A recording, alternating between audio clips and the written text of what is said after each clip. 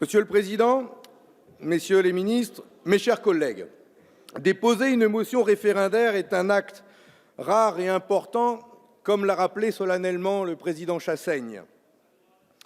Et nous la soumettons à votre vote aujourd'hui avec 61 de mes collègues, 61 députés attachés à la démocratie, qui, dans leur diversité, considèrent que ce projet de loi, procédant à une réforme du système de retraite inédite depuis 1945, ne peut s'imposer dans une telle confusion et dans un tel calendrier. Cet acte pose la question de la souveraineté du peuple et du rôle du Parlement. Depuis l'avènement du quinquennat et de l'élection des députés dans la foulée de celle du président de la République avec l'inversion du calendrier, quels moyens ont nos concitoyens pendant 5 ans pour exprimer leur opinion, pour exercer leur souveraineté, pour refuser une réforme qu'ils estiment injuste? C'est une vraie question qui nous est posée aujourd'hui. La Constitution française est là pour nous rappeler les principes fondamentaux de la souveraineté nationale, et cela dès son premier article. Notre Constitution affirme, je cite, « La souveraineté nationale appartient au peuple, qu'il exerce par ses représentants et par la voie du référendum. » Elle pose le principe de la République comme étant le gouvernement du peuple, par le peuple, pour le peuple. Elle rappelle enfin que cette souveraineté est une et indivisible, puisque aucune section du peuple ni aucun individu ne peut s'en attribuer l'exercice. Alors, comment sortir de cette crise dans laquelle notre pays est enfoncé depuis maintenant plus de 70 jours suite à la présentation de votre projet de loi? Admettons ensemble qu'une telle mobilisation est inédite dans la Ve République. Jamais on n'avait vu autant de professions différentes descendre dans la rue.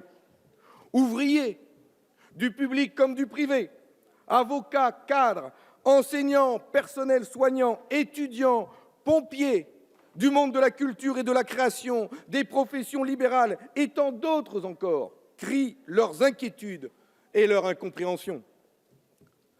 Toutes les organisations syndicales se montrent toujours déterminées à obtenir de véritables négociations pour améliorer notre système de retraite, mais pas pour le casser comme prévu dans ce texte, ni avec une réforme paramétrique qui demanderait aux Français de travailler plus longtemps. Le gouvernement nous rappelle tous les jours que le dialogue est ouvert depuis plus d'1 an. Mais alors, pourquoi nos concitoyens sont toujours aussi nombreux à demander le retrait de cette réforme?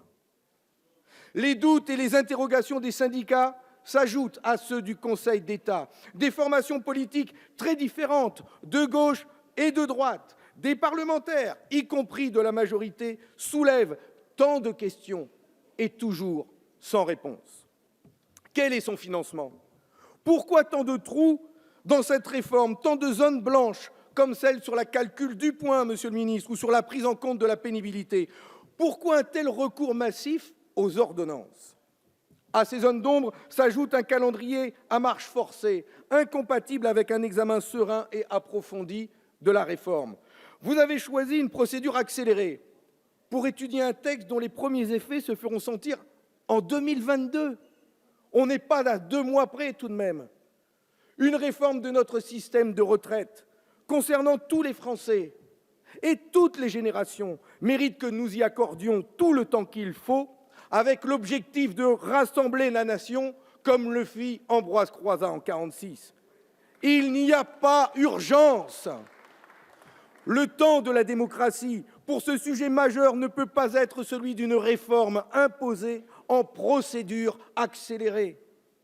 En refusant d'écouter le mouvement social, en refusant de donner le temps du débat au Parlement, vous prenez un grand risque, celui d'une fracture profonde avec nos concitoyens, avec les syndicats, avec les partenaires sociaux. Celui d'un fossé qui va continuer de se creuser entre les députés et les Français et abîmer encore un peu plus la démocratie. Le moment est venu de mettre fin à l'incompréhension et à la colère de nos concitoyens. Et de la meilleure façon qui soit en démocratie, en redonnant la parole au peuple, seul le référendum permettra d'en sortir par le haut. Peut-on imaginer qu'une telle réforme, aussi importante, se fasse sans le peuple, ou malgré le peuple, voire plus grave encore, contre le peuple? N'avons-nous pas le droit de jouer? Nous n'avons pas le droit de jouer avec sa colère, ni d'alourdir son découragement. Mes chers collègues, le président de la République et le Premier ministre ont certes les moyens de sortir de cette crise, notamment en retirant ce texte, mais ils ne sont pas les seuls. Non, ils ne sont pas les seuls à pouvoir aider notre vie démocratique à surmonter l'épreuve qu'elle rencontre aujourd'hui. Nous autres, parlementaires, tous ensemble, disposons également d'un levier très efficace pour donner au peuple la possibilité de surmonter sa défiance à l'égard de ses représentants. Ce levier, c'est la motion référendaire prévue à l'article 122 du règlement de notre Assemblée. Cette procédure nous permet de proposer au président de la République de soumettre au référendum cette réforme des retraites. Chacun d'entre nous ici dispose de la faculté d'en faire usage. Chacun d'entre nous ici, avec cette motion, a l'immense pouvoir que soit sollicité l'avis de ses concitoyens. Chacun d'entre nous ici, en son âme et conscience, a cette responsabilité, la responsabilité de revenir au fondement de notre démocratie, entendre le peuple lui-même. Loin de s'opposer au suffrage universel, la motion référendaire renforce la démocratie, car elle offre une sortie de crise digne et solennelle. Elle permettra par exemple d'ouvrir de vraies négociations pour améliorer le système actuel.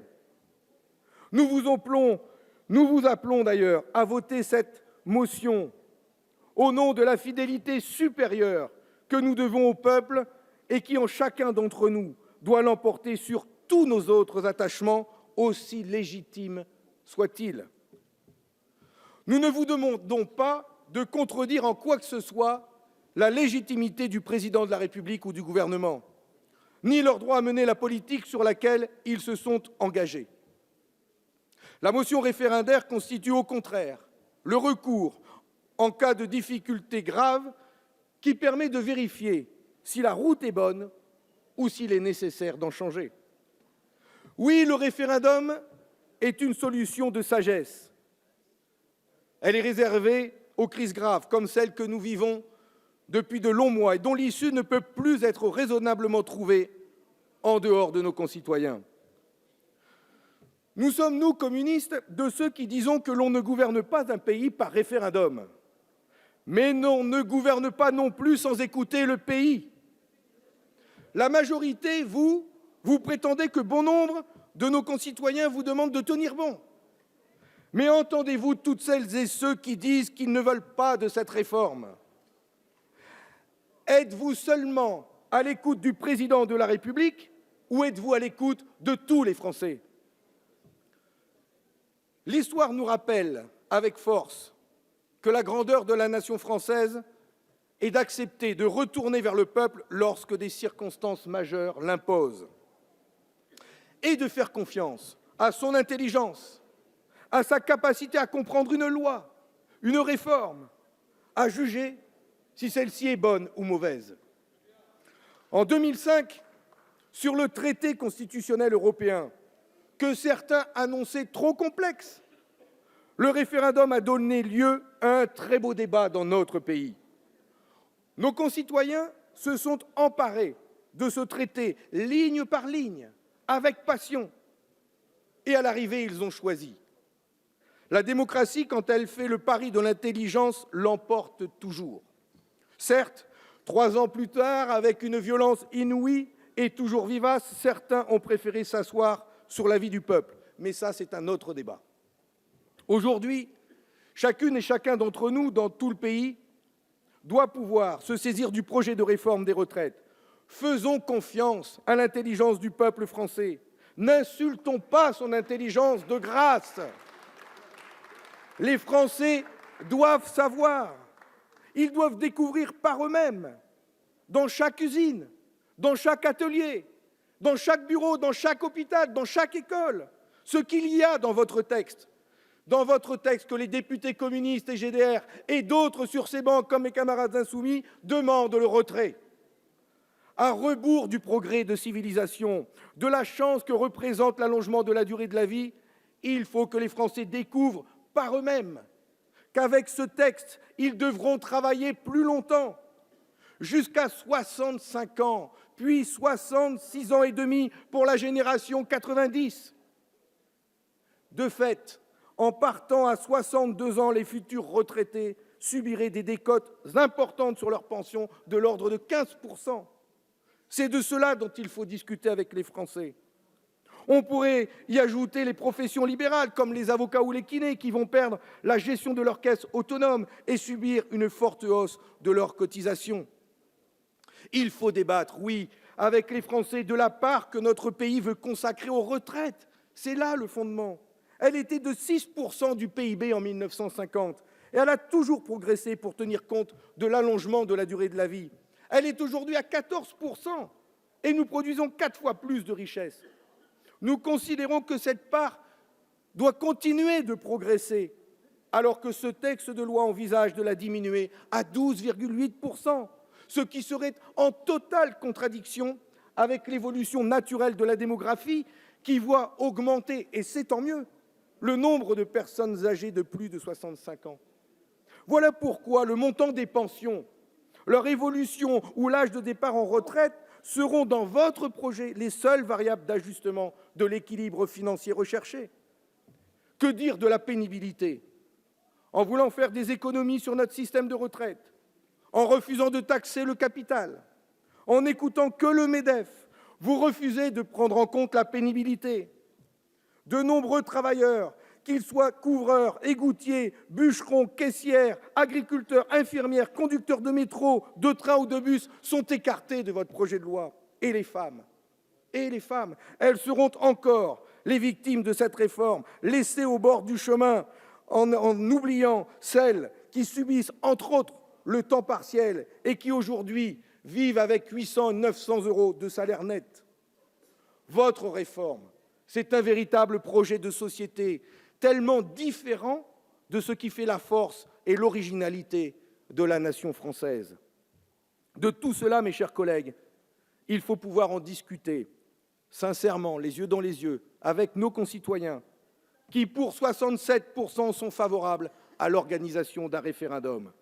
Mais aussi permettre, y compris à vous qui défendez cette réforme, de pouvoir en démontrer les bienfaits et les avantages. Engageons ce débat à travers tout le pays. Relevons le défi tous ensemble. Oui, mes chers collègues de la majorité, n'ayez pas peur de débattre devant nos concitoyens, carte sur table, projet contre projet, pour que chacun puisse avancer ses arguments selon sa sensibilité, ses convictions. C'est le général de Gaulle qui a utilisé 5 fois le référendum en 10 ans et qui disait, je cite, « La démocratie se confond exactement pour moi avec la souveraineté nationale. La démocratie, c'est le gouvernement du peuple par le peuple, et la souveraineté nationale, c'est le peuple exerçant sa souveraineté sans entrave. » La démocratie, mes chers collègues, ne s'exerce pas tous les 5 ans, comme vous le dites, surtout quand le candidat devenu président avait dit lors de sa campagne qu'il n'augmenterait pas l'âge de départ en retraite, qu'il ne changerait pas les règles de notre système par répartition. C'est pourquoi, avec 61 députés venus de tous horizons, de groupes politiques très différents et dans le respect de nos opinions, nous nous adressons à vous tous, chers collègues, en vous invitant à voter cette motion référendaire. Par ce vote, nous pouvons tous ensemble reconquérir une part de la confiance citoyenne dont notre démocratie manque cruellement. La force de la nation française, qui s'est forgée en abolissant la monarchie il y a 230 ans, réside dans son peuple, dont nous sommes ici les humbles représentants. Et depuis, le peuple de France, dans sa grande diversité, est très exigeant en matière de démocratie et de souveraineté. Et il n'aime pas être trompé. Alors donnons-lui aujourd'hui le moyen d'être entendu. Retrouvons en France le goût de la politique, du vote, du débat digne, sur le fond et pas sur les personnes. Redonnons le goût de la démocratie aux Françaises et aux Français qui nous suivent aujourd'hui, nous observent et qui veulent toutes et tous rester maîtres de leur choix et de leur destin. Merci, monsieur le député.